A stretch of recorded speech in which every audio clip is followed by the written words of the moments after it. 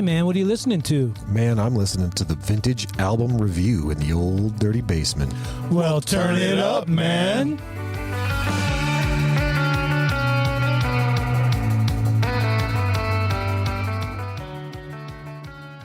Hello, everybody, and welcome to another edition of Vintage Album Review. I cherish these moments. Yeah, we have a very special one today with one of our rock classics. We have a good old friend of ours here, Hock. Welcome, Hock. Thanks, gentlemen. What's going on? What are we calling Hock today? What is it just Hock? Do you want to go by Hock? Or? Hock's fine. Hock? Hock is good. We're protecting the innocent. Hock, you've been mentioned more Hock times B. than possible. Yeah. You might be the second most mentioned person on this podcast right after Nutley Nick. Yeah, he's up there. But we mentioned sure. it as Hock, correct? Correct. It's always Yeah, Hock. okay, it's always Yeah. Hock. I believe so. Any time I've ever heard a reference, it was always just Hock, Hock. which is simple. It's easy to Fine with remember. me. And it Yeah. rhymes with rock. Speaking of which, Rock and roll. yeah. What album we got today, Hock? So you picked an album? We are going to discuss a phenomenal classic, Appetite for Destruction by Guns N' Roses. Hell yeah. You know, we do these, our first one, and I think our mainstay with this is to review these albums that truly made and broke the band, like really broke them into the mainstream. Now, granted, this was their first, full release, but Yes. I mean, Appetite was obviously for damn sure broke Guns N' Roses into the mainstream globally. Tremendous album. Absolutely tremendous. Yeah, worldwide, huge hit, huge album. Songs are all hits. We'll learn more about that, though. Maybe only one number one hit. Who knows? Maybe. Who's to say? Yeah. But Hock, we, as you're our special guest here and you're the one who picked this album, why did you pick this album? There's a few albums in life that you hear that rock you this hard and consistently, and all these years later, it still holds up. Hell yeah. Mhm. At the time period, We were like 11, 12 years old. We were kids. Yeah. It was like 87. Yeah, I think it was 12. And to this day and age, I think everybody can still air guitar every single note, almost to every song on the album. It changed everybody's perspective of like what rock was at the time. So I thought it was a great album to pick amongst the theme of vintage, classic, and just rocking. Awesome, man. Could not agree more. So let's get into this, I guess. So Guns N' Roses, Appetite for Destruction, release date, July 21st, 1987. Like you guys said, that puts us 11, 12 years old, something like that. Mm-hmm. Recorded January 18th through June 23rd of 1987. And the studio was Rumbo, Canoga Park, Take One, Burbank Record Plant, Los Angeles. And the budget on this, $370,000 estimated. So I don't know in comparison if that's a lot of money or not. That was a lot. I It think sounds in like a lot. 86, 87 Yeah. for an album. When you guys were, what was your band? Screwface. That is correct. So Yeah, there's what two budget? members here. I think that album might have cost $1,000. $1,000. Okay. Just wanted to get an idea. But Hock's you've been on the music scene since then. You played in a couple bands, right? Yes, sir. Slapping the that is true. bass. Slapping the bass, bending frets. Nice. You know? Bend and Fred. Nice. Was that one of the bands? He's been Bend and riffing Frets. No.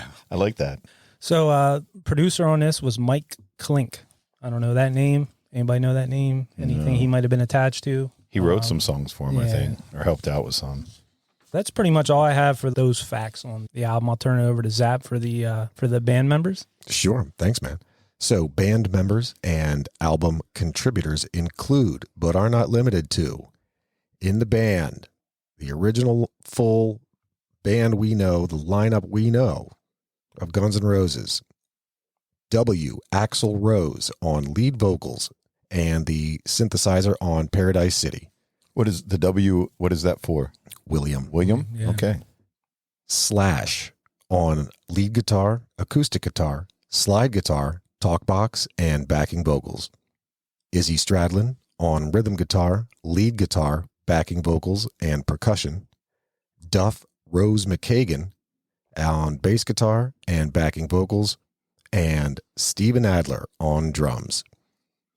There was an additional musician credit that goes to Adriana Smith for the background vocals on Rocket Queen. I like what you Yeah, did there. I I like really that too. enjoy that. Oh, yeah, that's a story in and of itself. Yes. That fun fact, I know we'll get to later, but I did not hear that until about 2 months. Actually, it was in October. I never knew that, and I can't wait till we get into that later. But all these years, I never knew about that fun fact. When we get to it, there's a lot to share on that one. There was a behind the scenes, I think, on like Tubi or one of those weird stations like that, and it was a whole thing on like Axl Rose, and they had a lot of cool like thing, and that was I was like, oh, is that what that's from? Mm-hmm. I did not. Yeah, I was kind of like Dave. I did not know that for. Nice. Did you know that, Hock? I did not till just this minute. Oh, Awesome. there she is, your Rocket Queen. He said, mm-hmm. So Dave mentioned Mike Klink. He was certainly lead production and engineering. We also had Steve Thompson mixing, Michael Barbiero also on mixing, George Marino on the LP and cassette mastering, Barry Diamond on the CD mastering, and I'm not going to go through the names, but there were about a half dozen other assistant engineers. So Nice. a lot of people.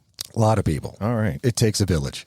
that's It awesome. does. There's so many hands in the cookie jar. Shit, yeah. Then they take all your monies, and That's then where you got to like tour all the time. You're playing small clubs. How are you going to buy heroin with all these engineers taking your money? Well, the heroin's free. When you're a rock It was- star. yeah, it was all the real money that they took. That's true. That's fair. That explains the 370,000, I guess. These could guys be. aren't cheap. So I guess I'll get into a track listing synopsis. That's very nice.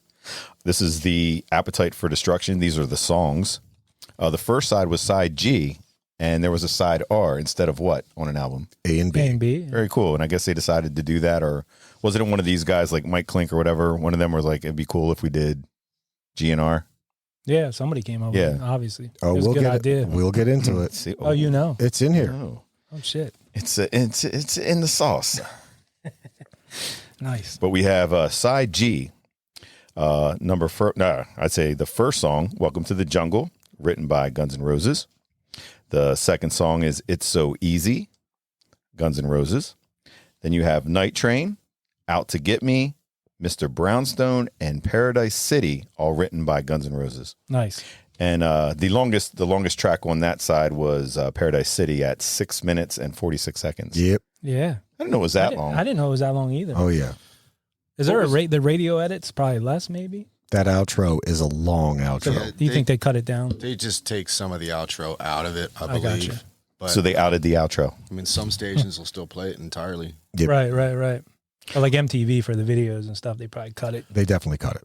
Well, we'll get it with Sweet Child O' Mine. Remember, too, when you were like growing up trying to listen to it on the radio, they always cut the solo. And everybody's like, what the hell? Oh, yeah. You remember that? Just so they could fit it in on the radio. And that was like a big, I think, Slash hated that. But another one we'll probably get into later on.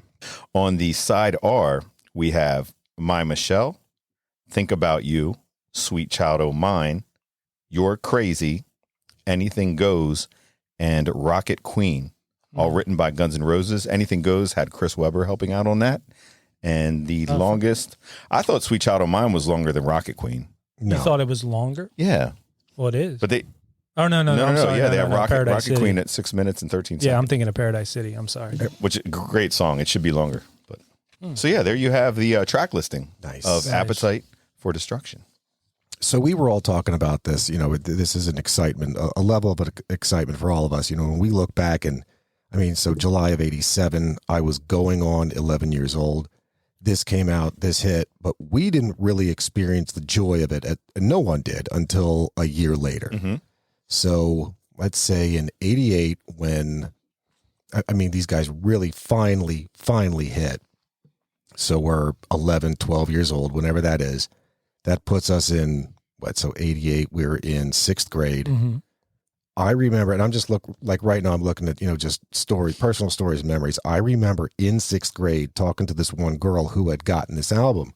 I'm looking at the album, the cassette, and Matt, you and I have talked about this before, where you see these images and you're, coming up Catholic and going to Catholic school and stuff like you see skulls. Just ingrained, these things that just are ingrained in your brain. It's like, wow, these guys are like raw and ruthless and evil. And oh man, this is just like not devil stuff, but wow, this is just forbidden. It is forbidden. Well, the cross and the skulls was one thing too. I remember like these guys are so badass. Yeah. Like how can you, like I thought that was like illegal in some states. Like I bet you couldn't like, You take it to school, you got to hide it.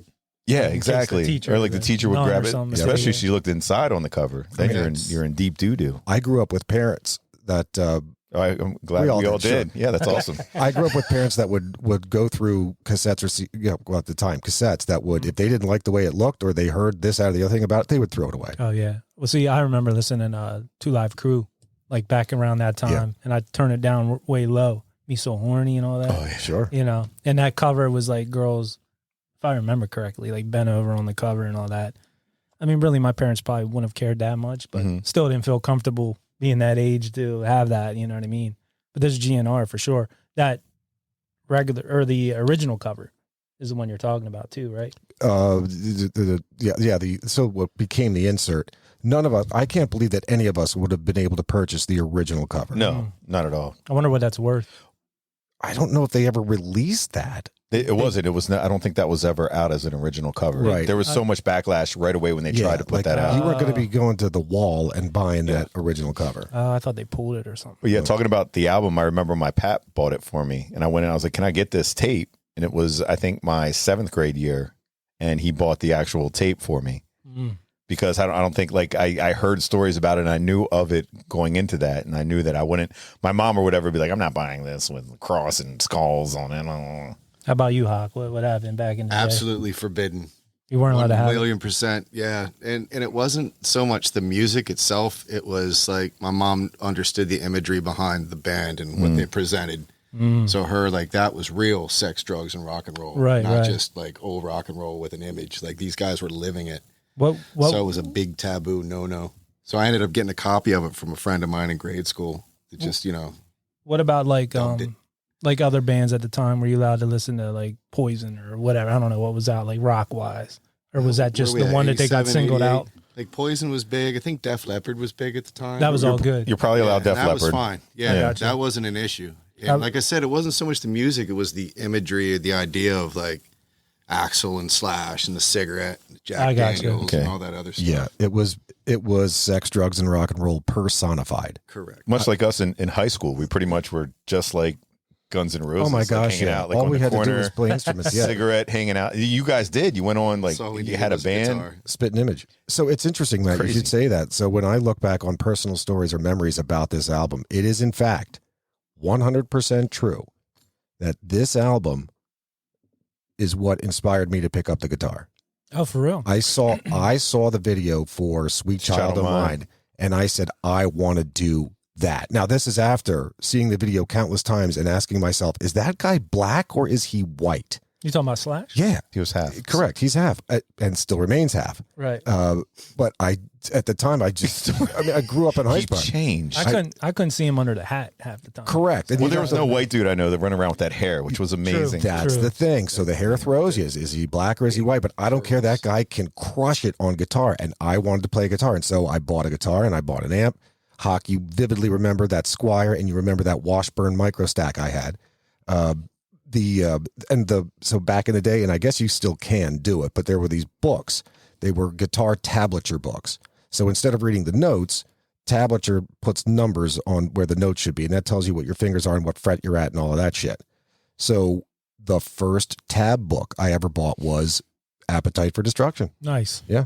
I wanted to play every Guns N' Roses song. I thought you were more of a Zeppelin guy before My GNR. second book was Oh, okay. Led Zeppelin 4.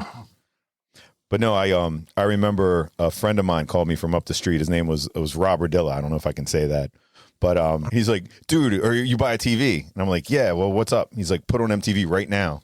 And I put it on. He's like, there's this dude with like this hair and he's just shredding, man. He's like, you got to see this. So I put it on. I was like, what in the world is this amazing shit going on right now? You were into it. Yeah, but I was like, wow, these guys are insane, incredible. See, I had a different, like, I remember Welcome to the Jungle and liking that song and all that, but like I said, I wasn't really into rock back then. I mean, it was okay, but I would never go out and buy like a rock album. I was just about to say that's the idea. You're a hip hop guy, hip Yeah, hop hip-hop. guy. Oh, sorry, And I know yeah, it 1,000,000%, and like it Oh, was yeah. always a thing. Like, and I've shared that with you in the past. Yeah. And even you remember That when I saw the it, entry song to this kick-ass album. I remember seeing the video and just being very like, wow, this is like different. And I was, I definitely dug it, but it wasn't until high school. A mutual guy we all know, Joey, we were in ninth grade, and he gave me, I think I referenced it before on a podcast, gave me the cassette, and then I went and heard the rest of it. And I was like, wow, this is like really good. There was many albums like that I discovered later on, just because at that time I wasn't into it. But that's cool how that inspired you to play guitar. 100%. And you guys were on board with it Who from the get-go. So who inspired you, Hock, when you wanted to pick up the bass? Was that like towards high school? Were you still in grade It school? was like a collection of stuff. No, I was in grade school. Oh, nice. We used to listen to like a lot of Metallica, yeah, GNR, Yeah. you know, and even some of the 80 hair band stuff that like you can't help but say, yeah, okay, wasn't primary, but yeah, you're definitely influenced. But the hair bands were like kind of the big thing in LA, and people were kind of getting like tired of that sound, I think. And then when GNR, like, wow, this is freaking rock and roll, man. Like these guys, like the way they wore like the pants with the shirts, and they had like rings on, like they were playing with, like it was cool to see. And that stuff that wasn't really going on, right? That was like real rock and roll for when we were growing up. yeah. The hair bands, Hock, help me out here if I'm wrong, but the hair bands that you hear about, or that we came up with, so many of them were manufactured in the studio, like that they pulled this guy and that guy and the other guy together and say, okay, look, you're the band. We wrote all these songs for you. Just play these songs because you have great hair, or you have great stage presence, or you know how to twirl a drumstick in your fingers. So it's so much of it was manufactured and shitty and bullshit. And you could, every other song sounded like every other song. When this album came out, and I'll still to this day say this is probably one of the last great hard rock albums, without a doubt. It resurrected the idea of hard rock, and I mean like gritty. These guys lived it. Everything was written from experience, and it was just awesome. Well, that's what I agree with you with their songs. Like they took what out of their life there in LA, and how they were like trying to make it on the scene, and they just took different events of things that happened and made actual songs about it. And I think that's what Zap was saying. It just was gritty, raw, to the point, and it was different. I could see where you're saying that too. Like these seem like the type guys, if you saw them out at a bar off hours, they're dressed the same way. 100%. Versus like, Oh, there's no costumes. versus like maybe Poison or somebody, not to call them out, but any band that's like, they're maybe not with all the makeup and all the, you know, I get all that. That's all part of their stage presence, but these guys seem to be real. But even like Motley Crue, like I was kind of in a couple Crue songs, but I thought of them as kind of like a glam rock. You know what I mean? Absolutely. Yeah, like they really, but then I liked, we were talking about Cinderella, a band that I loved, which was like a glam. Poison was glam, but they were still good.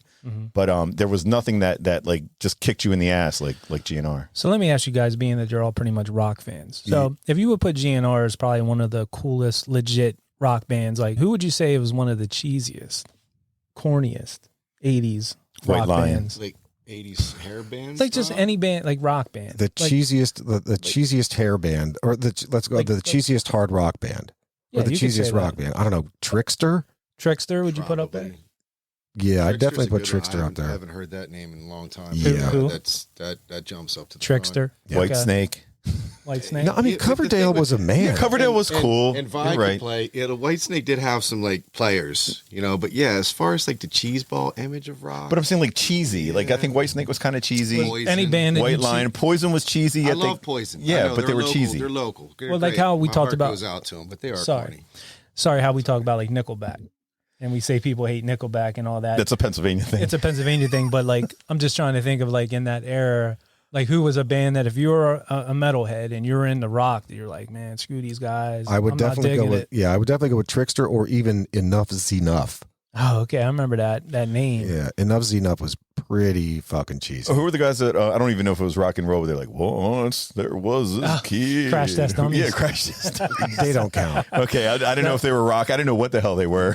That was 90s. Yeah, exactly. That was 90s pop. Was it Yeah. okay? No, so we're going to the 80s. I didn't know when they were from. Yeah.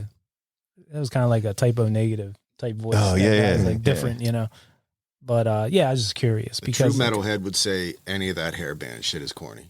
yeah. all But of it. They looking would back, say down with all of it. though, or during that time, were you like, Ooh, like Winger. Cinderella is Winger was corny. Don't you dare. But they would take whichever one was popular at the time, and that would be the hated on one. Oh, I There was gotcha. There would be no particulars as an umbrella. Oh, like Poison's number one. Screw They them. suck, Yeah, I Right. gotcha. Oh, Winger has a hit. Oh man, I'm a metalhead.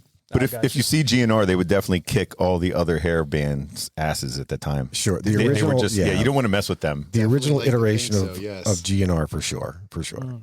And by original, I mean the 5 that we knew, not to be confused with the the previous guys. I mean, there's a whole history behind Guns N' Roses. Talking about the other bands when we get to it eventually. If you guys want to hear about it, I'm happy to regale you with the tale of how Guns N' Roses came together. Let me hear it. Here it go. How did they begin? do. Yes. I want to know this history. Well, since you ask, back in 1983 in the West Hollywood section of Los Angeles, two guys, Chris Webber and Izzy Stradlin, teamed up and began writing songs. They recruited a locally known singer by the name of Bill Rose to join them. The three went on to form the band Axl and later changed their name to Hollywood Rose. Bill, in fact, was so enamored with the name Axl that he took it as his own stage name. That's cool. That is cool. Chris Webber. Wait. Oh, sorry. No, please go ahead. Sorry, no, I was going to say I didn't know that about Axl. Yeah. The name, and I did see that earlier today when I was looking stuff up. So his name is Bill Rose. He was William Rose. William Rose. Yes. In fact, his birth name. It is interesting. His birth name is Bill Bailey. No, yeah, his birth name is Bill Rose.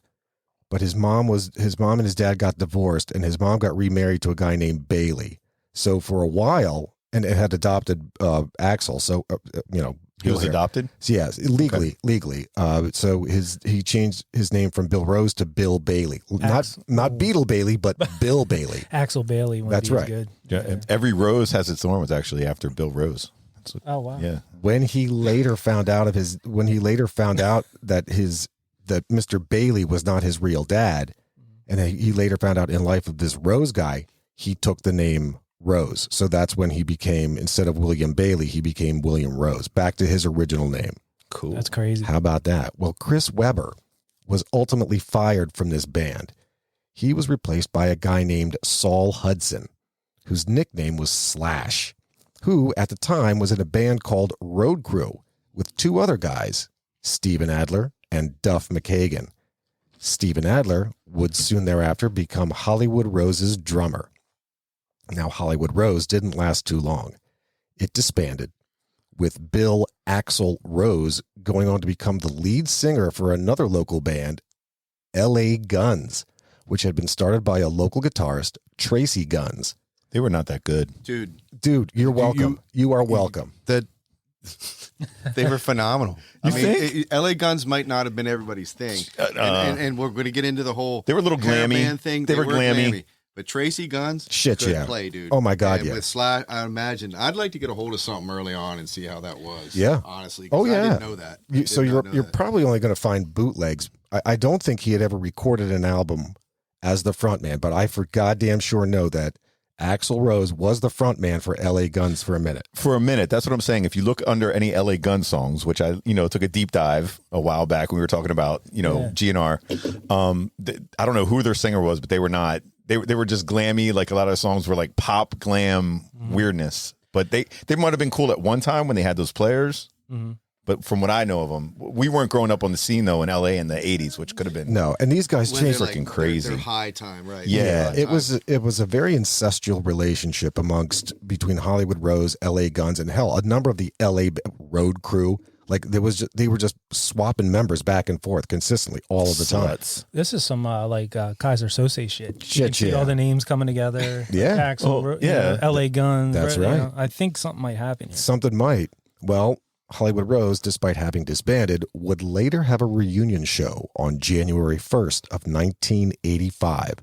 Almost immediately afterwards, Hollywood Rose merged with the then iteration of LA Guns. The two bands became known as Guns and Roses. Hell yeah. Yeah, there it is. And its initial lineup consisted of Axl Rose, Izzy Stradlin, Tracy Guns, Old Beach, and Rob Gardner. Is sorry, real quick, Tracy Guns female? Tracy Guns is a dude. He's a dude. Okay. He is a dude. Gotcha. He's all man. So who? Old Beach was what? Bassist? I'm going to say bassist, and Gardner was on drums. Gotcha. Gardner, Beach, and even Tracy Guns had either quit or been fired from the band within less than 2 months of the merger. They were replaced by the entire core band of Road Crew, which included Slash, Steven Adler, and Duff McKagan. Thus, you got Axl, you got Stradlin, and now you got Slash Adler, and McKagan. So this guy's name's Guns, and he quit Tracy the Guns. band, and then they kept the name. And could you imagine that though? How that would suck if When- your name was like Frank Beatles. So and it you were is- playing with them guys, and then you quit. Well, You know it what I'm sucks, saying? Hock it and sucks I- that you were stuck with LA Guns, and then there's Guns N' Roses. So, but Yeah. that's the thing, though. So when you have Guns N' Roses, right? That was the merger of the then at the time Hollywood Rose. I'm sorry, L.A. Guns and Hollywood Rose. All Tracy Guns did is he quit this band and he restarted L.A. Guns. Oh, he went to L.A. Guns. Yeah, I mean, because hell, I can remember like it's a shame what happened to Jane. Whatever that song is by L.A. Guns, it was like a significant hit for them. There was a video for it and everything. Yeah. That came was out their well big- after Appetite. Yeah, that was their big hit. Yeah. So So they had commercial success The then. Ballad Sure. of Jane. that's it. Okay, Thank so you, they- Hock. The Ballad of Jane. That's So, right. so they made some money. At least he got something out. of it. Not really. No, he didn't get Guns N' Roses money. Yeah, he that would got be- money. That would be the thing. Like, you know, I would think. Well, that did happen to a guy from the Beatles, right? There was a guy that was in the band. There and was he a left. fifth Beatle. He quit he before quit. they started. Damn. The Beatles were started as a 5-piece. They went to a 4-piece. Well, that's what I was part of Maroon 6. they cut back. Yeah. Yeah. Remember? Times were tight. It's a hard knock life, man. Yeah. Ooh, fun fact. I know we were talking about them earlier. Did you know that while Hollywood Rose, while they had been broken up, that Slash actually tried for a then up-and-coming band named Poison? Mm-hmm. They ended up choosing CC DeVille instead. Nah, it worked out for him. They hated, Poison hated CC DeVille's attitude. That they thought that guy was just an asshole, just a complete asshole, but they wanted an East Coast band. So CC was from New York, and all the other guys were from there as well. You got the guys from Mechanicsburg. Right. So yeah, they just wanted an East Coast feel, and despite not liking CC and his jerk off attitude, they picked him up over Slash. But wasn't that pretty much Axl with the LA Guns? Being the asshole? Yeah, wasn't he like complete? Like even like the band members when he got together with GNR, they were like Axl was always Axl. Yeah. So that's another thing. Yeah, too. we can get into that later. Well, no, hell, I'll get into it right now. He's So a perfectionist. he That's is what Slash will tell you Yep. in interviews. But there was times where he wouldn't get on stage, like if his headband wasn't right, or if he couldn't find like he didn't feel right at the time. Like there'd be like dude, Axl, you got to get on. I did hear a thing today. I listened to it was a producer or something on this album did an interview, and he said that when Axl would sing, like he'd come like 7:30 at night and to record, but he'd show up late. He was supposed to be there, but because he had to be angry to sing, like he had to be in that mindset. So I can see where he was like everything had to be perfect, you know. Well, not just perfect. It's for his first fully, like, significantly paid for album. Now, so this wasn't their first album. They did put out an EP called Live Like a Suicide. So that was just an EP. Was what, Hock? 4 tracks? I think So 4 tracks on that album. maybe a fifth, but yeah, it's just a EP, correct? Yep. Or LP. LP is This was Longer. Appetite was the LP. Live Like a Suicide was their EP.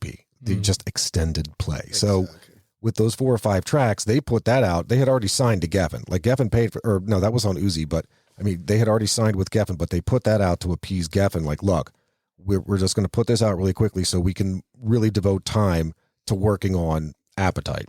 So for Appetite, back to the concept of Axl being whatever Axl is. For this album, he was already a diva, like a huge diva. He insisted that each line of each verse, pre-chorus and chorus, be recorded on separate tracks.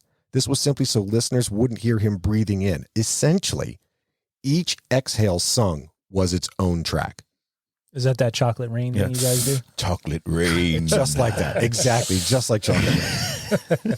I mean, that's a guy that, I mean, I don't know. I'd lose my fucking mind over that. Like, I can think of 8 and 16 tracks, but god damn, the number of tracks this guy would have had to use for every song is insane. Yeah, it's a lot of work. It is. That's why inward singing was created. Inward singing. What's that? Can you What's elaborate on that? What's inward singing? It's a Tenacious D. The D. Oh, Tenacious D. Yes. You can't stop the metal. They recorded the greatest song ever. Yeah. Tribute. Yeah, it was just a tribute. You can never have, or never play the greatest song, something like that. I don't know. Okay. That's a whole nother album review. Which is It a is. worthwhile album review for sure. Let's see. So who wants to get into some song and album fun facts? Ooh, I do. Yes. Sounds like fun. If they're facts, yes. Indeed. Hit me. Does anyone know anything about the cover art? I do. Ooh, share with us, Matt. Please do. Well, the cover art, do you have? Oh, you also have it here. Appetite for Destruction it was supposed to be the cover art of the alien type, robotic rapist about to be punished by an even larger savage robot. That's what's written here. But actually, Robert Williams was a guy that did kind of like that art that you would see on the inside cover. Yep. Mm-hmm. And I guess they couldn't do that art, and it couldn't be put out with that art on it. So they had to go to what it was, Axel's tattoo, right? The tattoo, I believe, came later. Yeah. Oh, it did. It was a tattoo artist, I think. But I did hear something about that. Robert Williams, the band went over to go through his artwork, and they picked that one, like collectively they picked it. And he was like, you don't want to probably use that because it's not going to, like, I've already had issues with putting it out, and they didn't care because they loved it. They're like, it's perfect. Look, it's tough to sell an album when you have a cartoon drawing of a chick with her one boob hanging out and her panties are down around her knees. Right. Like, that's a tough sale. Maybe especially back in the day. Correct. Yeah. Was this before Tipper Gore and all that shit? This already had the label on it. Oh, explicit lyrics. It was going to be labeled one way or another. I got you. I mean, again, you talk about parents or whomever gives a shit. Correct. But yeah, that's not going to say that thing comes in the door. That's not going to make one step in before it gets burned or thrown away. Right. Anyway, Poor Catholic school kids. And so, yeah, they ended up having to come up with that image. And I think it was, Dave, I'm pretty sure you're right, that a tattoo artist had come up with that idea of that Celtic cross with each of the 5 skulls in the spaces they were. That was Billy White Jr. was the one that made that. The tattoo Is artist? that white? Yes. Or is that right? Either way. I saw a cool shirt. I was hoping I couldn't get it in time, but it's the GNR logo here, Appetite for Destruction with the cross, but it says Golden Girls. Thank you for being a friend, and then it's the Golden Girls faces in there. That's you know clever. what I mean? That's awesome. I want to get that, but too late. Could we do I the still old, might get it though. old DB like that? We can just put Hocker in the middle. Sure. We should do that. Yeah. Sure. For a new logo. Yeah, that would be for vintage album review. Vintage album review. Yeah. Logo. Put Nutley Nick on there. We got to get. Speaking of which, Well, Nutley would be like it'll be like the full face around the whole thing. true. He Like could God, be in the middle. he could be like a puppeteer above us with strings and stuff. Master of puppets. Yeah. Nice. I saw a similar T-shirt. Instead of Golden Girls, it was the Constructicons. What's that?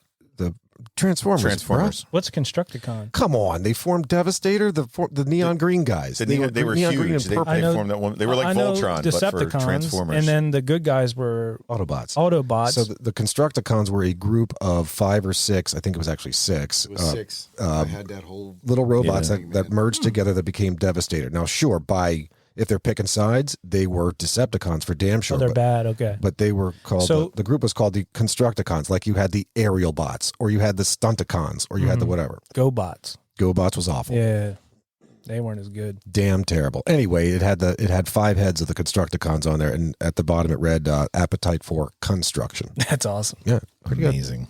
Fun fact: did you know that the band received a $37,500 advance on this album from Geffen Records? Is that a lot? I mean, you're talking 87. Now it's 37.5 split between 5 dudes. Right. So I guess it's like, look, this will put you up for a bit until you guys go out. This is like money, so you can pay to live. We'll pay you to live, so you don't have to go out touring. You don't have to do shows. You don't have to do this, that, and the other thing. So you can just focus your efforts on this album. Dude, that was drug money for like 2 months. 100%. Yeah. That went to buy drugs. That's what I'd like to know. What like in 87, what let's say like Bon Jovi was getting for, I don't know if they were probably bigger by now than Guns N' Roses, right? Like let's say a band like that, I wonder what they were getting for like an album. Like I'm no mathematician, but that seems low considering how expensive it was to record the album. Yeah. Exactly. You know what I mean? They're already planning on recouping that. So they had to spend on the album, let's say they spent $370,000 on the album. Right. But that was split between 12 people working on the goddamn thing just to make it working insane hours. Hell, what's his name was working 18-hour days putting that together. That Mike Klink, I read someplace like he was putting in insane overtime for months putting this together. He was splicing it with razors himself instead of using machines and whatever. He just kept going and going and going. Would have been smart to do like Batman and say, like, you don't have to pay me. I want the back end Sure. money. You know, give me a percentage. Because they had to know this was going to be a special album. Yeah. I mean, the advance again is just like, look, man, we'll take care of your rent. We'll take care of whatever. You guys just need to focus on making this album. Like, don't go on the road. Don't do whatever. Don't worry about a part-time job. This is your money to pay you to record. But that was, I think, like Geffen was the one that put them up in like the hotels, gave them whatever they needed for, do you guys need some food? Whatever. Like, I don't understand how in advance at 37.5 they were kind of like cool with that. I don't know. I think Screwface made more on their debut album. That's what I was It's thinking. possible. I'd have to check it with accounting on that one. Okay. We did. Zap was a minor when we signed the contract. So 17. That's true. He's only 17 17. again. It's My back. God. Indeed, he Every was only time. 17. Yeah. So there have been subsequent albums to Appetite for Destruction, but as chance would have it, there are at least 3 songs that were later featured on the Use Your Illusion albums, Use Your Illusion 1 and 2, that had already been available at the time when they were making Appetite for Destruction.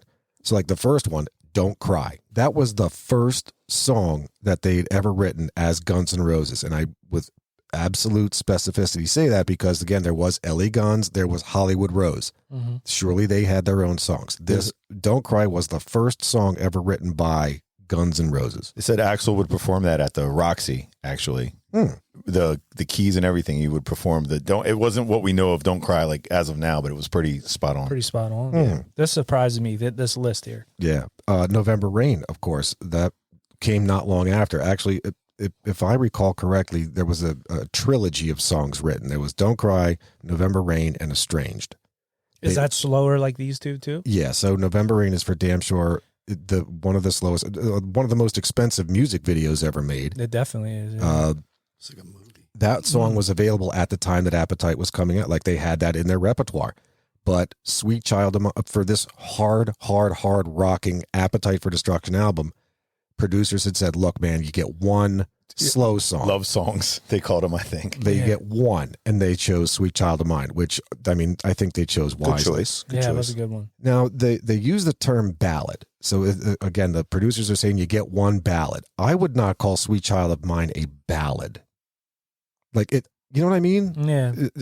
Hock, help me out here. That's not a ballad. It's a slow, poppy song. It's catchy, but it's not It's a a ballad. slower-paced rock song, isn't it? I mean, Yeah, you can't but slow that's- dance with your old lady. That No. No. I mean, that to me is a ballad, or maybe to me, but I don't know what definition of a ballad would Agreed. be. But That would is be it like that. because there's like a love reference to it? You know, I think that's how it was marketed at that time, because that's what got the radio play. It did get the radio play. Yeah, that was a good song. Yeah. Mm. Almost as good as, in my opinion, the best song, one of the best songs off of the Use Your Illusion albums. The third song that was available at the time Appetite came out, You Could Be Mine. Yeah, that was from Terminator, right? For damn sure that was from Yeah. Terminator. Terminator Again, 2, yeah. gave GNR a huge boost. Huge Like, it was boost. like, who are these guys? I got to get that album. And you know that this song was available at the time, or at least one could conclude that you know that because if you had purchased the cassette or maybe the CD in the 80s, but I'm guessing you were only purchasing the cassette. I don't know how far CDs went back. I know that when I had purchased the cassette and I'm opening up and I'm looking at the liner notes, there is a blurb underneath a photo of the band, all 5 of them, and they just look trashed. And it just reads, with your bitch slap rapping and your cocaine tongue, you get nothing done. That's there. And I remember being a kid and reading that thinking, wow, man, how provocative. How cool is that? What What's does a that mean? cocaine tongue? What's that what is even that? mean? That's insane. What's cocaine? So that's a line from You Could Be Mine. Mm-hmm. That is, in fact, that's one of the lines in every chorus. Okay. So there's a fun fact. That's a cool fun fact. That is cool. When was Spaghetti Incident? That was the last one. That was the last one with all.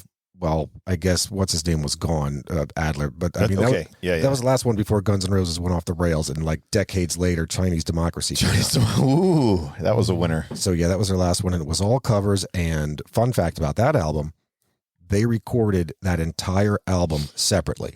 At no point did the band get together, even lay just the basic tracks. Everything was just FedExed back and forth. And it showed, Zap. Did it? And it showed. I don't know. Did you ever hear any of that stuff from there? Remember they tried to release a single from that album? It was just horrible. It's no good. There's I don't know. There's 1 or 2 good tracks on there. I'd like to think name that one. they were just contractually obligated to something at that point to have to do it. Because why do a cover album? You have a library of like some of the best rock songs ever done. Ever. Is that what that was? A cover album? Chinese Democracy? Yeah, it was all covers. No, Chinese Democracy was just Axl's end project. Spaghetti Incident was covers. Yeah. Oh, is that what Civil War's on and all that? No, Civil War's on Use Your Illusion 2. Oh, okay. Okay, gotcha. Yeah, crazy. They have a whole arsenal of stuff. But, At that time, any one of these songs, sorry, Matt. Go ahead. Could have been put on that, but what do you take off? Correct. Where's the trade-off? I could see why they didn't want to do Don't Cry and November Rain on it, because they really didn't want those three instead of, like you said earlier, one slower tune. A true ballad on that album was too edgy, and I don't think the ballads went with the persona that they were really trying to push with these guys. I agree. With the Black and the Jack and but I think they knew they had Barbaros two huge hits off with those, Right. And so they could we can release those whenever next and still build on the steam we have from Appetite. They had to make a name for themselves as I don't give a shit, I am the definition of sex, drugs, and rock and roll band. They had to do that. And once they did that, they could do whatever they want. Now, there was, for the longest time, inner fighting, within the band, like, look, Axl, we're not here to write operas. We're not here to do these huge, incredible pieces of music. We're a 5-piece rock and roll band, man. Let's put out some hard rock and shit. So that's another reason at least 2 of those songs got canned or put in the back burner for the next album. Just it's too much. Nobody needed an opus, let alone 2 opuses, opie, on their first album. Mr. Axl's opus. Mr. Axl's opus. Precisely. So just one thing I had written down here, just because it just the way I am, and as I had mentioned earlier about this album motivating me to start playing guitar. The actual sound of Slash's guitar from this album didn't come about until the album was being recorded. So that tells me that he's playing through. He had a completely different sound than the sound we've all come to know and love as Slash's guitar. He'd actually found his way to for this album. He had found his way to a 1959 Gibson Les Paul replica. Oh. Not even a replica, which he himself outfitted with Seymour Duncan pickups, and he played through a Marshall tube amp that happened to be sitting around the recording studio. So who made the replica? The guy who made the replica, Chris Derrig. Oh, sadly, he actually died 2 months before the album was released. He was only in his 30s. I forget, he had some kind of aggressive cancer or something. So he was playing a Chris Derrig, not a Gibson at all. Correct. Yeah. Chris Derrig was a luthier, and Lutheran. I'd seen him at church. He wasn't Pentecostal. He wasn't Baptist. He was luthier. So as a luthier, he made guitars, and he made guitars that looked like Les Pauls. It happens all of the time. Hell, even some of the majors are doing it. It's a good look. People like that look. Yeah, absolutely. Didn't Bruning have that black Gibson? I don't know what you're talking about.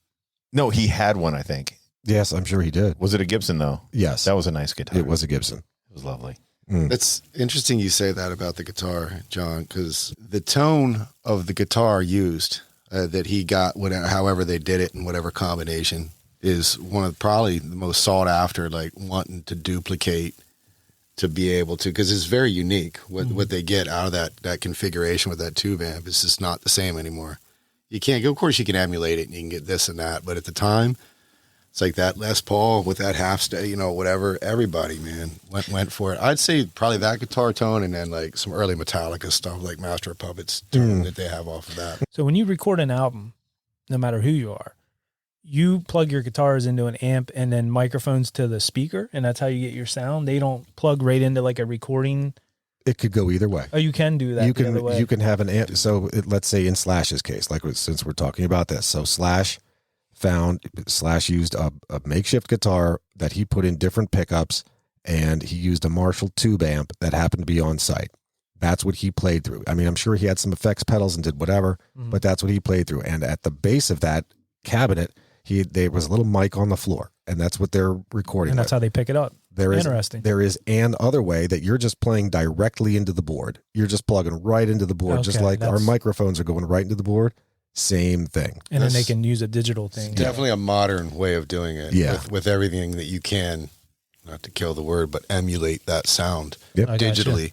But even now, I mean, most recently, I've been in the studio in the past few years. Even when I play the bass, right. So they, even with the bass, would run a direct line in and go ahead and mic a cabinet in a separate room and combine the put them together to get the sound. Yeah, to get what they needed out of it.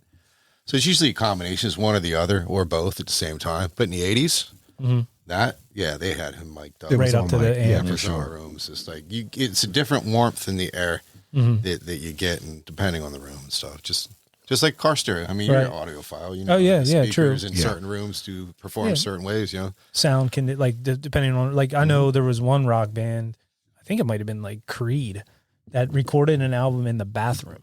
A lot of the bands, sound. I think, in the 50s, that was like big. 60s. It's natural reverb in the shower. Yeah. Outcast. That's how Andre and them always were rapping, and they would tell you in the shower because it would give a natural reverb. Oh, shit. That's cool. I remember seeing that on documentary with I him. I did thought not that know was that. cool. That's pretty cool. Look what I learned today. We should do this podcast in the bathtub. See how it comes out. Hell yeah. Are you looking at me, bum? That'd be good visual. Yeah, right. Like for the That'd fans. be good for YouTube. Yeah, that'd be funny. Somebody perched on the toilet. Bubbles and stuff. On the toilet, yeah. Yeah. No, but in the 60s and stuff, didn't a lot of bands play, like you said, in the bathroom and they're sitting on the toilet strumming the guitar? Yeah. I Because believe of it. the It was sound. all condenser mics back then Yeah. too. There's a whole, the whole room, which I don't know how they do it now, really. Yeah, I'd be curious. Everything's Pro Tools. Yeah. Well, yeah, everything is so mixed in now. Like I mean, they did that back in the 40s, 50s too, where they cut everything. You just hear one thing, but you could adjust everthing right there. Like it's not even the real sound coming out anymore. This isn't our real voices. I mean, let me turn this off once. Hold on. Hey guys, what's up? Okay, let me put it back on. There you go. Hey, Dave, this is the best show ever. Yeah, right. Like who are these nerds? Yeah, You take it all out. Yeah, just drop the whole soundboard, Everybody sounds like Urkel. and we suck. we're actually Russian. Matt's voice really is not Translate that us to basic. English. Sneaky fucking Russians. Damn. One last fun fact really quickly about this album. Hock is not alone. This is one of the best-selling albums of all time. I think it's actually ranked 7th best. This is globally of all time. This is her debut album. That's All- insane. It is the All best-selling debut album of all time. Okay, there you go. This debut album of theirs sold over 30 million copies. Damn. 30 million. And that's up to date. Is it not like the release year? It was some astronaut, 17 times platinum or something in a year's time. It went like superstar. skyrocket. Yeah. Redonkus. Now these guys, I don't know that for a fact. Not even, but then Still, once yeah. once It like was the a lot. Germans and like the Russians get their hands on stuff like this, this shit Like goes nuts. Kazakhstan is Yeah. hot there right now. Yeah. It's just played. just It came out. dropped. Got there. Yeah. Correct. So maybe be up to 33 million. Yeah. it's interesting. This, as Hock mentioned, the first year sales and stuff. This album actually stalled when it first came out. Yeah, I heard that. Yeah, when it first came out, it only sold X number of thousand copies. And actually, Gavin was ready to just throw in the towel. Say, well, shit, I just lost my money on that one. But they kept pushing and pushing and pushing, like local radio to play it. I think one of the biggest, obviously, the biggest one was the release of Sweet Child of Mine as their first video on MTV. Once that airplay hit, I mean, these guys skyrocketed. Their second video, Welcome to the Jungle, they actually had to convince, and I mean beg, borrow, and steal MTV to play that song. Like they did not want to play it because that song, the video was like, for the time, it was a little shocking. It was a little risque. You're showing a guy getting off of a tour, not a tour bus. You're seeing a guy getting off basically a Greyhound bus, and some guy who was actually Izzy Stradlin came up to him is trying to sell him drugs, and then he's in an electric chair. Yeah. I mean, at the time in the 80s, that was a scary image. So you know the band Slipknot? You heard of them? Of course. The guy Corey Taylor. Love 'em. Yeah, he was. I saw a thing. I watched a documentary thing. They were talking about this album, and he said that he remembers like when he was younger, him and his friends, Headbangers Ball was on. Yeah. And I forget if it was a 2-hour or 3-hour block of videos. Ricky and, Rackman. Yeah, and they played this. I think it was Welcome to the Jungle at the very end. Like it was like we're early in the morning, you know what I mean? But they saved it till the very end. I guess probably because of those things you're talking about. They're like, we don't want to put this on during the day. But after it played a little while, the reaction was through the roof. People were like, play that video, play that video. I read that too. Yeah. I definitely read that too. That's wild. And like what Zap was saying, did you say it debuted at 182 on the Billboard 200, and it didn't reach the top of the charts until one whole year later? There you be. Damn. That's a fun fact. And then it was on the charts for 147 weeks. God damn. But with only number one single, With a Sweet Child O' single Mine. number one. They Yeah, was- just one number one single. So they was sleeping on it. But that's the thing. I mean, you had the people that knew GNR that loved them for what, like the couple songs they heard on the radio, but then the people that hear the album were just like, nah, man, that song's good, but you need to Hear the rest of it. this. You need to hear that. Hell yeah. Is that the suffice it to say that without MTV, this may have never really shifted gears? I agree. Possibly, 100%. I would agree with that. Yeah. I could 'Cause see I that. remember all three of those videos distinctively. Like, Yeah. Sure. I also remember sitting around and waiting for them to play Paradise City. Yeah. Yep. You know? Oh, I remember those days. Like they would play a rotation, and you just knew. You know, once an hour or so. Yeah, you'd see it somewhere. Until they came out with the box. Remember that? Yeah. You called the box and order the video. Oh my gosh, I remember Yeah. that. The Box was a TV station. God, man. Yeah. Yeah. Yeah. Yeah. the I box. forgot Early about that. 2000s, I think. Late 90s, early 2000s. It was video on demand, and by on demand, you're using the telephone, giving them a credit card number, and they will play a song. Play your video. Play your video. When I worked at the pizza shop, so this is 95. I remember us calling to play videos and stuff. And while we were working, we were there 9-10 hours. So it's like, even if you call and it takes 2 hours to get your video on, at least you get to see it. But, I would call Delilah. I try to make up stories. Nice. Hey there, Delilah. Like my mom's real sick and Listen, I don't know where my sister's at. And she'd Right. be like, "Oh, Matt, I'm sorry to hear that. Yeah. Like, can we play something?" Yeah. That's funny. Oh my I think goodness. she's still on, right? No, maybe. Maybe. she I don't know. is. Is she? She That's is. awesome. She got to be like Yeah, 87. Hey there, Delilah. My lady a couple months back, and I said, "Wow, this lady's still on." But is it? Do you think it's the real Delilah, or did they like I switch don't her know, up? man. You They probably might have switched her up. Like Buckethead. Yeah. How many Bucketheads? She Hey, might actually, be. he's Buckethead. he's playing in Philly, I think, next week. Oh. I mean, honestly, he really is. Hmm. I have to go check it out. Look into it. So what's 4/4? Oh yeah. So now, if we would like, we don't have to go. I'm as if you haven't already guessed, like I'm geeking out over this album just because I love it so damn much. Well, I like it, but So- explain that. All songs, every single song on this album is the classic 4/4. It is by far and away, it is the most common time signature of all rock songs. So it is 4/4. So the first number is the number of beats in a measure. Mhm. The second number is the duration of the beat, the duration of each beat. So in this case, if that makes sense. So in this case, there are 4 notes in a measure, and that's the first number, 4. The second number indicates that they are all quarter notes. So it's 1, 2, 3, 4, 1, 2, 3, 4, versus like a waltz, which is a great comparison. That is 3/4.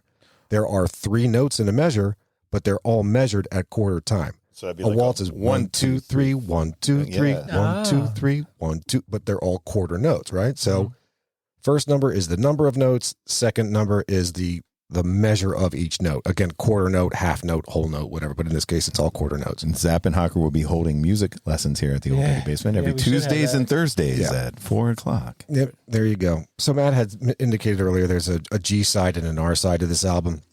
And what's the word? It's the sequencing. The sequencing of these 12 songs was done with absolute purpose. The first 6, if you're looking at cassette, the first 6 on that first side, on the G side, was like the guns side, right? That's the drugs and the hard rock life and the living in the city kind of life. Pew pew. The R side, the roses side, the flower side, is all of those songs are about. Now they're not all lovey-dovey songs, but each one of them is about either love, sex, or relationships. I didn't even know that. You don't even know, I don't even know. Is there a difference? isn't there? So, like as a for example, and I'll go through this as quickly as I can, but anyone, please jump in when you're ready. So, like "Welcome to the Jungle," which, as we talked, was their second single off the album, at least in the United States. That song was inspired by life in LA and just this hard living, like you're in the jungle. In fact, Axl had heard that phrase from a homeless man. At one point, he and a buddy of his had run away from home. They got on a bus and they took the bus to New York. These two get off the bus and they see this homeless dude, this crazy old cracked out, whatever, this crazy eyed dude. he comes out, he says to Axel, he's like, you know where you are? You in the jungle, baby. You gonna die? Axel's where he like, I got love that this from. place. Yeah. Yeah. That's exactly where he got that from. That's probably C.C. DeVille Yeah. said that to him. Yeah. Wasn't he from New York? CC was absolutely from Yeah. New York. Yep. Yeah. Second song on the album, It's So Easy. So all of again, this is the hard life side of the album. This was actually inspired by the band's life before even their first that EP, before Live Like a Suicide was released. They had no money. They were just living off of groupies and other people who loved the band. So for them, it's so easy. Like all they had to do was play money, and people would throw their vaginas at them, their money at them, booze, whatever. That's simply the song. It was so easy. They're Everybody's trying to please me. That's Baby. right. Baby, it's so easy. Yeah, that's a good. One. Did you know that there was a video to It's So Easy that came later on? I did not. No. Yes, and the video featured Aaron Everly, who was Axel's girlfriend. from Sweet Child O' Mine, which was Sweet Child O' Mine was written about. Oh. And Aaron Everly was whose child? From the Everly Brothers. Exactly. One of them, yeah. Shit. Yep. So actually at the time, David Bowie was dating Slash's mom. Dang. And he showed up drunk to the video. David Bowie did. He was all like, hello, actually, you know, what you doing? Like that. Like he was all fucked up. That sounded like Dave Bowie eating a pudding pop. Right. I don't know. I really couldn't. It's like I guess that was a Cosby Bowie type thing. Yeah. But Bosby. so then he was going over there, and I guess he was. Coffee. What's that? Oh God. Oh, it's about Cosby and the Spit your coffee up. That's good. But yeah. So he was hitting on Aaron Everly. David Bowie was, and I guess Axel was kind of seeing it while he was trying to do the video, because they were over there on the side, and I guess Bowie was rapping to her. So Axel threw a fit and came over and started throwing punches at Bowie, and they were holding shit. Axel back. Really? Yeah. Surprise. So so I guess Axel was throwing some blows at Bowie. Bowie was being Bowie, acting all cool, like somebody stop these people, Right. because he didn't want to get involved. Right. Right, yeah. Right. Don't you know who I am? I'm Dave Bowie. Yeah, he's like, I'm He doesn't David seem like freaking Bowie, man. a fighter like Bowie. No. I mean, I don't think Bowie was fighting anybody. no. Dude, Axel will throw down. He Yeah, gets he's pissed. nuts. Yeah. Oh, I can see that. There were things something way back when, he might have thrown a bottle at somebody in the crowd, or Somebody was taking pictures. Remember, he jumped in the crowd and started beating the shit out of him. he got or at the time he got really pissed off about copyright and his image and all of that shit. If you're seeing me, you're going to pay for it. Yeah, I just picture him like a flannel blur, just going across the screen. He's always running around on the stage, and he just seems like a wild man. Well, he was when they were actually really good. Yeah. When they were Guns N' Roses, until they, a little older. He's not the same Axel. No, he's 62 now, I think. Dear God. John, this is 88. Yeah, man. I mean, he's old, dude. That's true. That's Yeah. true. So Matt, as you had mentioned, this was in fact that It's So Easy song was supposed to be the fourth video off the album, and they did shoot the video, but the video never aired. Yep. Now, you can find it on YouTube. You absolutely can find it on YouTube, but it was a very graphic video. What was the name of that chick, Matt? Aaron Everly. Aaron Everly. So she's involved with Axel in this video in a lot of BDSM, sadism, masochism, bondage, shit like that. nasty. So that didn't Hey, I sound like the Rocket Queen video. Yeah, right. be too savory. It wasn't too savory. Let's see. Oh, third song, Night Train. So this was the fifth actual single off this album. This was released as a single. I did not know that. Also, I thought Night Train for the longest time was another euphemism for heroin. Drugs. That's what I thought too, until I read this. Indeed, it is not. Night Train is actually the shortened name for Night Train Express, which is a cheap fortified wine with a high alcohol content and a low price. It was $1.29 a bottle. Correct. So it's like Mad Cisco. Dog. Are you see? Yeah, correct. Yes. Or what was that other? Hold on. For Loco. For Loco. Yeah, very similar. Yeah. Yeah. But, Fruity, crabby, Thunderbird. There it is. Thunderbird, Thunderbird. yeah. But, Thunderbird, that's fucking hilarious. They had an interview with Duff McKagan, and he was talking about the way they would pound this shit. Yeah. This was the stuff that they did before every show, every concert. That whole song is spot on. Of if you listen to it now, exactly what they're going through. Yep. But he said everyone loves a job done on a budget. So that's what he was saying about GNR. Sure. Yeah. So they would get so effed up on this stuff, and they just loved it. Mm-hmm. I wonder if that's still around. I'm gonna have to look that up. I You wonder. can get some. We should get some Night Train for the ODB. Hell Get some yeah. of that. You Have can some get hot now. MD still. Some hot now. It's relabeled as Mogan David 2020. Yes, it is Mogan David. It is all fancied up. Wait, what is? Mad Dog 2020. I think, Oh MD my 2020. God. I don't know if you. I've just seen it in the past month or two at the liquor store. I think. Well, how do you say this? Kelly B. I don't know how you would say her name. Just say Kelly B. Kelly. Yeah, Kelly B. Like ran into her a while, and she was the one that actually told me that. She's like, "Do you know Mad Dog was like Mogan David actually?" And I was like, "I did not. I did I not. didn't know Did that not either. know that crazy fact." Her husband's in the bar business or was somehow associated with, or she knew somebody who knew somebody, but I thought it had to do with her husband. Her husband slangs the bottles. Slangs. Nice. Yeah, Yeah. he's a Fourth- bottle slanger. Fourth song off You- the album, Out to Get Me. Couldn't care less. Right. It's a fun, I don't want to say it's a throwaway song, but it's That's a throwaway song. it's all right. fucking innocent. Yeah. I don't feel like the band wrote it. I'm just not. You're saying sold somebody on the from like song. somebody wrote it and it's like, here, do He this has one. a tune, and he's like, "Oh, I put some lyrics to." I don't know, but just didn't have the same panache the rest of them did. Agreed. It was like a filler. Agreed. Well, actually something on that, like it being a filler. They said it was wrote it about Axl because he was always in trouble when he was in Lafayette, Indiana, or whatever, growing up. Yeah. So they said he was a very delinquent child, and he would always say everybody's out to get me, and he's going to end up in jail if he didn't move by the time he was 18. So he said he kind of scribbled that song down real quick. And Makes sense. Interesting. It is their fifth song on this album, Mr. Brownstone. This is the one that is about heroin for sure. yeah, In fact, I know we were talking about this earlier, but for the sake of everyone else who wasn't in the driveway as we were talking about it, this song was written almost exclusively, but certainly primarily by Slash and Izzy Stradlin as they were writing about their addiction. Like these two were just sitting around complaining about being addicted to heroin. This was the first song they wrote after having been signed to Geffen. Actually, Slash and Izzy wrote this. They composed the music and then they wrote the lyrics actually on the back of a brown paper bag. It's phenomenal. And just too. handed it. Oh my God! the so whole riff, all of it, dude. It's a great song, yeah. look, I can the tell you, ending of that song too. Yeah, It's great. dude. When I started playing guitar and I bought that tablature book, this was my first song. This was my go-to song. Not even "Sweet Child of Mine." I wanted to. This is of any song on. I'm sorry, of any song on this album. Yeah, the verses to this are just so dark, and the guitar mastery on it just sounds so good. Like it sounds like I'm watching a horror story. It's just awesome. It's a really good song. Love the verses to this. The music behind the verses. Leave it all behind, man. This might be my second favorite song on this album. Oh, okay. I have another favorite for We another say Brownstone is your favorite. second favorite. I have another one for another reason. We We'll get passed into it my later. favorite song on this album, So which was Night Train. Night Train is your favorite. That's a Okay. great one. See, I don't know. I like this song for the verses, but I could not care less about the choruses. We got pick favorites.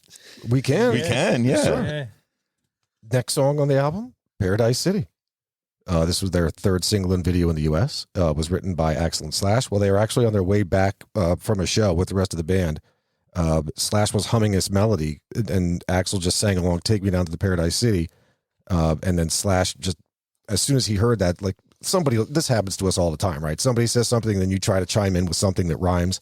So as they're going and clicking along with the song, Axl says whatever he says, and then Axl says, "Take me down to Paradise City," and Slash comes in, he says, "Where the grass is green and girls are pretty," and that just stuck. But after Slash had also made an attempt at saying something, and I'm sure any one of us had said when we were kids, like where the girls are fat and they got big titties. Yes, yeah.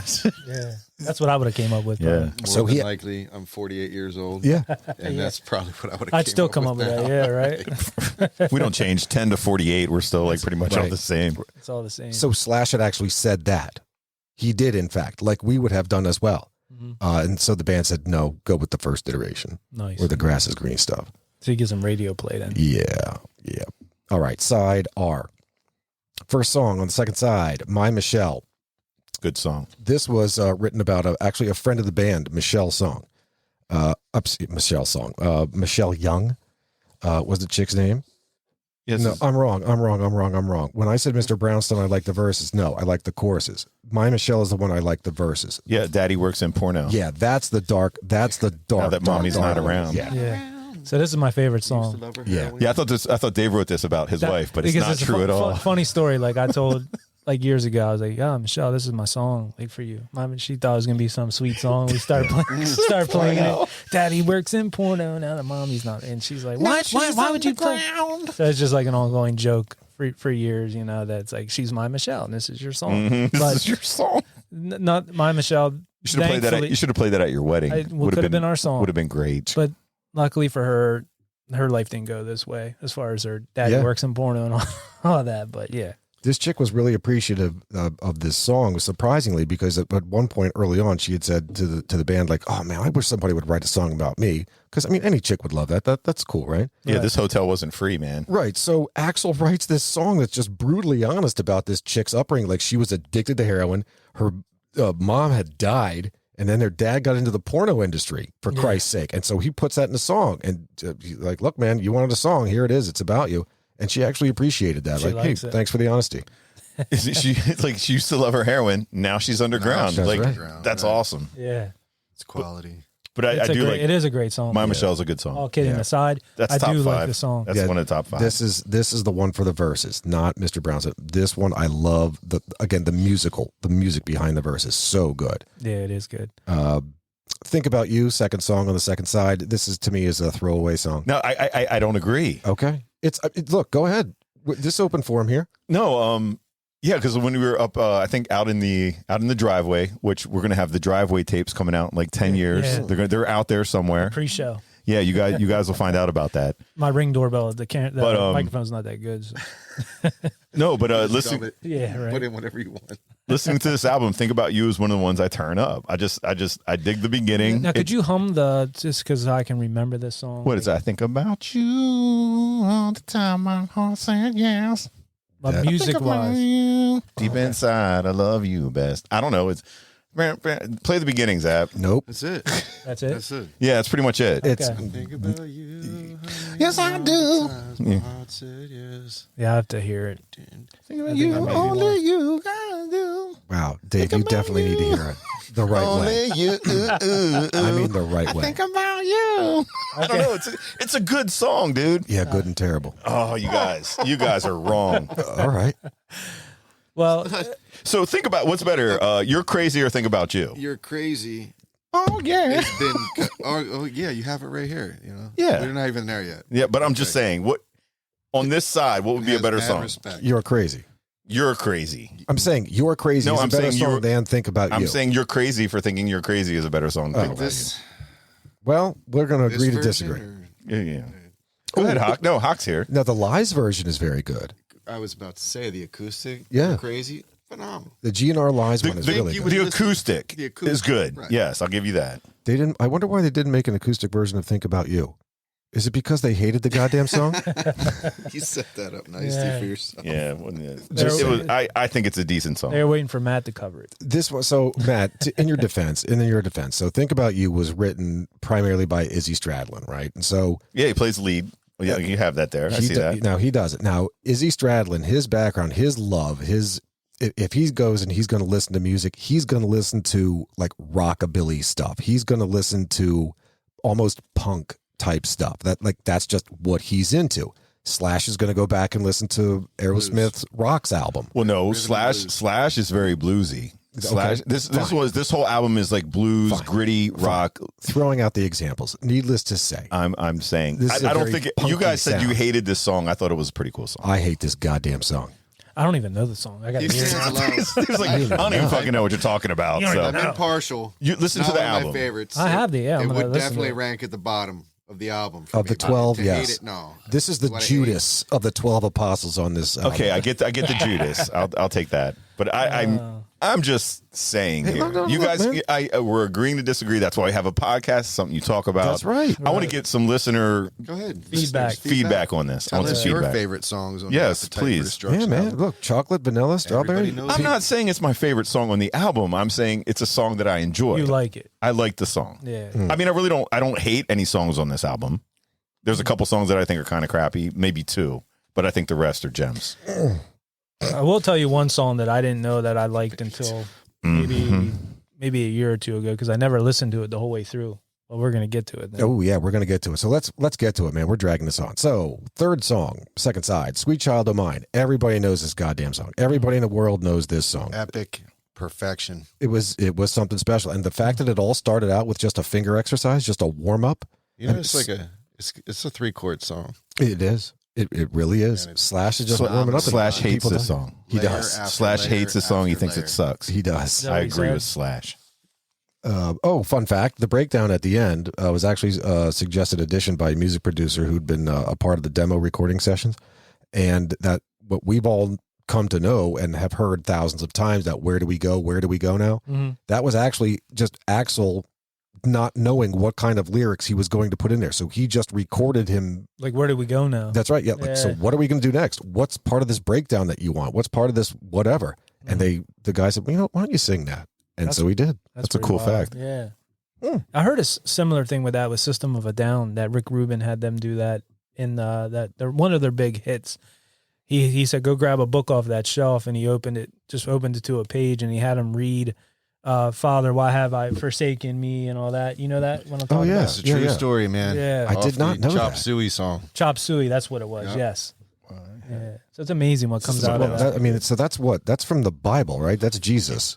I don't know if it was from a Bible or Rick Rubin is amazing. He's the man. Rick Rubin is incredible. He's like such his producing level is above and You beyond. talk about versatility. Yeah. We should do a whole podcast about him I would. because we could cover so many different things. Wait a second. That is from the Bible, because Jesus says, Eloi, Eloi, lama sabachthani. Yeah, Father, into your hands I No. condemn, or I have I you- resist my that's- spirit. it's- Why have you forsaken That's me? right. It's Yeah, my God, why have you forsaken me? Yeah, maybe Isn't that it on the is. cross? Yes. Yeah. As he is dying. P.S. Welcome back from the dead, Jesus. Yeah, he's Yes. up and at him. We just celebrated Wakey, Easter. wakey, Easter, eggs and yeah. bakey. Yeah. Yeah. Good to see you, Jesus. Fourth song, second side, "You're Crazy." This is a quick, simple, and easy one. Lyrics were done by Axl, just his experience in volatile relationships. However, apparently, Metallica, Stone Temple Pilots, and Seether like this song better than "Think About You," because all of those bands have covered this song live in varying performances. Because it's Nice. so simple. Just Yeah. Stupid. Metallica shredded it. I've heard that version of it, but I'm I'll not have to familiar check with that the out. other I got to ones. look that up. Yeah. Mhm. They went back to their straight leg. So you think Anything Goes is better than Think About You? I think anything on this album is better than "Think About You." Anything Goes tonight, yeah. Mhm. Oh, so in fact, anything goes. Second to last song on the second side. That was kind of my intro to that. I like what you Yeah, did there. thank you, I thank like you. your style. I Thanks. like your moves. That was a good transition. This was written back in the Hollywood Rose days. It was just never released, whatever. The lyrics reflect the lifestyle of the band and the whores who were hanging with the band at the time. In fact, to encapsulate and to try to capture that moment, in one of the last choruses of, or I should say, the last chorus of this song, as it's just repeating and repeating, there's actually a sound effect Slash makes with his guitar. It's meant to mimic the sound of a camera taking Like shots. snapshots. Yeah, and it's like you hear the reel move and the click and the reel. It was the much click and the reel. much like Duran Duran, Girls on Like Film. Girls on Film. Yeah, like that shit. thing. There you go. Damn. And finally, the sixth and last song on the second side, and my personal overall favorite song on this album, Yeah. Outstanding Rocket song. Queen. This is the one that I never listened to until a couple years ago, and I'm like, what the hell? I didn't know it switched. Yeah. Great bass line in this too. Layers, man. Yeah. They did a lot. They did that cut and layer a lot with this album, but that one in particular is dramatic. It's an awesome song. Yeah. I mean, it really is an incredible song. And we mentioned her earlier, that woman named Adriana Smith, who was a Guns N' Roses groupie and a stripper at the time. She had been in a relative, somewhat of a relationship with Steven Adler, the drummer, for about a year. But Adler would never admit that they were BFGF. He would never say that she's my girlfriend. So that's going to wear on her for a bit. So one day, while at the mixing sessions for this album, Axl, knowing this, that he was free and clear. Adler's, it's not his girlfriend. It's just some Right. chick that's hanging out with him. So Axl says to her, hey, why don't we just go have sex in the vocal booth so we can put these sounds down, just to have it. We'll put it with the song. She said, sure, I'll do it for a bottle of Jack Daniels. And Damn. so these two banged in the vocal box for about a half hour. It's basically audio porn Yeah. they had going on. Does she get royalties I wonder. No, she did it for a bottle of Jack Daniels. That was all. But that was it. verbal. Like, I wonder if she can go back on them. Like, hey, I'm on the album. They could just as easily say we recorded somebody else. Yeah, true. I guess you can't prove it to you. Nope. Well, they said that I guess Adler, after one of the shows, some girl came up. He was like making out with her, and I guess this girl saw it. And that's why she. Yeah, and she was kind of like, man, what the fuck? So I guess Axl, like she came on to Axl. Axl, like, I'm cool with it.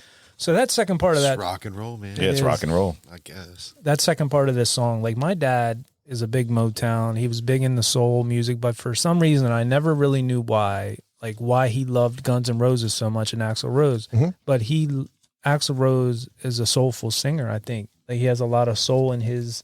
If you listen to him sing, like on this song in particular, is one where I really heard it, and I never really heard that part of this song until, like I said, a few years ago. I could see why my dad likes Guns N' Roses and Axl Rose in particular. Yep. He has soul in his voice. Sure. And in this song, I really like this song, especially the second half. Yeah. Because of that, where where it breaks down and he starts singing. Yep. At that part, I can see why my dad like really likes Guns N' Roses, or did like Guns N' Roses. Yep. He's since passed, but I mean, that's again, in my opinion, that's their masterpiece. For this album, it is by far and away the greatest song. No, my own opinion. right. So, did we go through everybody's favorite songs on the album? Well, I know I said mine was My Michelle just because of that. You know what I mean, with my wife and all that. Yeah, so that you have That's to my say wife's that. name. A You goofy, have to say that. a goofy reason, but but I do like the song. I would say Mr. Brownstone, Rocket Queen, and My Michelle Yep. are probably my three favorites. That's where I'm at. Oh, How about you, Hock? Hock D. no, go Hock. Brownstone, the intro track of, Welcome to the Jungle on Rocket Queen, I'll go with. Nice. Good ones. Matt, what you got? I'd say Night Train, Rocket Queen, and what would be my third? Brownstone, probably. Brownstone. Nice. And Zap, you say you said this is your favorite So, yeah, Rocket Queen, but do you have other ones that are like No, just- close? yeah, just overall, the overall song by far and away is Rocket Queen. From a verse perspective, it's My Michelle. From a chorus perspective, it's Mr. Brownstone.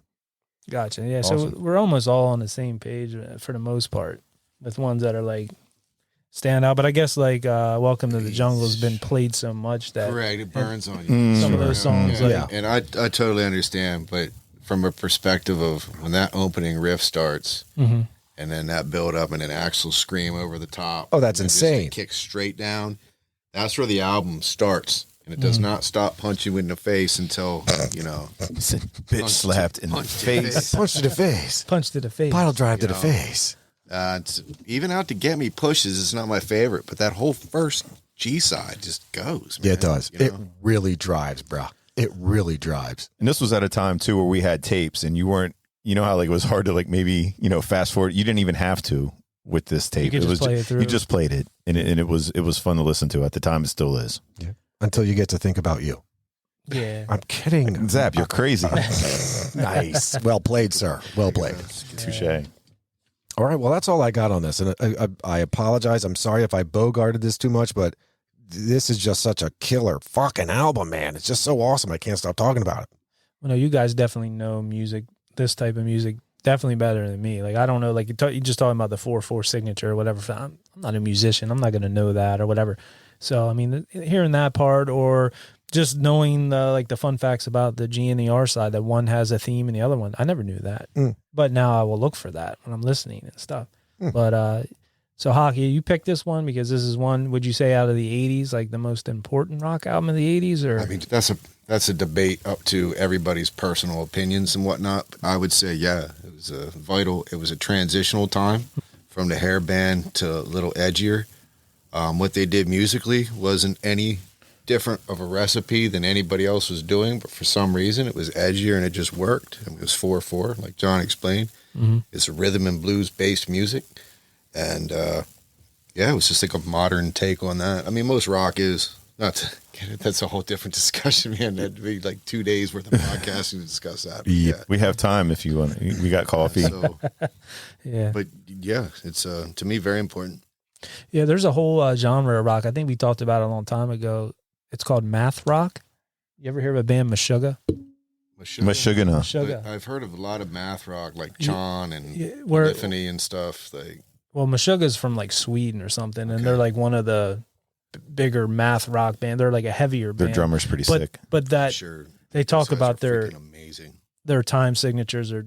If you listen to it, it sounds like it's off almost. But that makes sense if that. Rush is like- Rush is notorious for that progressive Rush. rock. Even Tool Alice in does Chains, that. Alice- Tool. yeah. Yep. Oh yeah, Tool. Yeah, I guess Alice there in are some Chains, songs. grunge was big on a 3/4 transition. Math rocks are like that 6/8 crazy signatures Yeah. where they jump back and forth. Yeah. Like, Did you guys ever hear Animals as leaders? Who's the time signatures on those the are nuts. Portney band? Who's Mike Portney? Fucking Dream Theater. Dream Theater. Dream Oh Theater, my yeah. God, Yeah. so good, man. Yeah, they're big on that. Musically too. You phenomenal. could start to hear it, and what you're saying is when you hear it, you're like, it just sounds odd. It Something's sounds off, yeah. because it is. Right. Once you learn to look for it, and how it comes back together and Yep. squeaks at the end because it's so freaking tight, and yeah, you can. Their drummer of Meshuggah plays like down at his feet he's playing one rhythm and up here he's playing another rhythm. Yeah, Like, you it's- can't like your it's- mind. I don't know how how he's even doing it. like even with like double bass. Just I don't know, but he does like some weird shit. It's wild. Those are players' favorites. The average music fan, It's like, yeah, they're is not like, digging oh, it. well, I just it's too much. I can't find the melody. It messes up my toe tapping. It messes up my head bobbing. But if you're The a player, 4/4 you're the into 4/4 that, toe tap does not Yeah, it totally does not makes sense. coincide with the 6/8/4 correct, Right, whatever, right. it may be. whatever. You start thinking you're having a stroke or something. Yeah. Like, Christ, did I miss one? Something's not right. Yeah. Yeah. But yeah, man, I definitely dig this album. I have it in my own personal collection. Would you know that? Because I don't have a lot of stuff like that. But this is one album that I've grown to love over the years. So I was really excited to hear about it and hear you guys' take on it. Well, thank you, Yeah, Hawk, man. for bringing this to us, man. Yes, thank you, Hock. Yeah. Appreciate it, man. This was fun. No, thank you guys for allowing me to join in the discussion. Awesome. Wouldn't have had it any other way. For sure. Yeah. And Hawk's going to hang out, I think, for a vintage cinema review. Ooh, So, yeah. if we're lucky. If we're lucky. We're lucky. So do you guys have anything in closing on this No, one? man, we I'll beat be the here. shit out of this one. Yeah, We're gonna Matt? get ready to break the ice here in a minute. Oh, feels like time is standing still. So, yeah, I guess that's it. Don't forget to find us on Facebook, Instagram at Old Dirty Basement, and on TikTok at Old Dirty Basement. I guess that's it for now. So we'll catch you where? On the flip side. If we don't see you sooner, we'll see you later. Peace. Thanks for tuning in to the Vintage Album Review in the Old Dirty Basement. You can find us and our theme music from the Tsunami Experiment on Spotify, Apple, or wherever you get your music and your podcast. Don't forget to leave that 5-star rating on Spotify. And I guess that's it for now. So we'll catch you where? On the flip side. If we don't see you sooner, we'll see you later. Peace.